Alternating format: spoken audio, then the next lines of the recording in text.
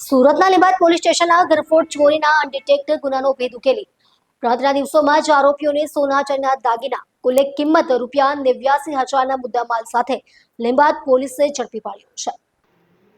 સુરતના લીંબાદ પોલીસ સ્ટેશનના સ્ટાફે એક અનડિટેક્ટ ઘરફોડ ચોરીનો ભેદ ઉકેલ્યો છે। પોલીસે ટેકનિકલ સર્વેલન્સ, સીસીટીવી ફૂટેજ અને હ્યુમન સોર્સના આધારે આરોપીઓનું લોકેશન શોધી કાઢ્યું હતું। તેઓએ મીઠી ખાડી એસએલસી કચરાના પ્લાન્ટ પાસેથી 2 આરોપીઓને પકડી પાડ્યા, જેમની પાસેથી અંદાજે ₹89,000ની રોકડના સોના ચાંદીના દાગીના અને રોકડ મળી આવ્યા। આરોપીઓએ પૂછપરછમાં જણાવ્યું કે 6-7 દિવસ પહેલા વરસાદને કારણે કમરુનગર વિસ્તારમાં પાણી ભરાઈ જતા લોકોએ મકાન છોડી દીધા હતા। આ તકનો લાભ લઈ તેઓએ અન્ય સાથીઓ સાથે મળીને 2 બિલ્ડિંગના રૂમમાં લોક તોડી ચોરી કરી હતી।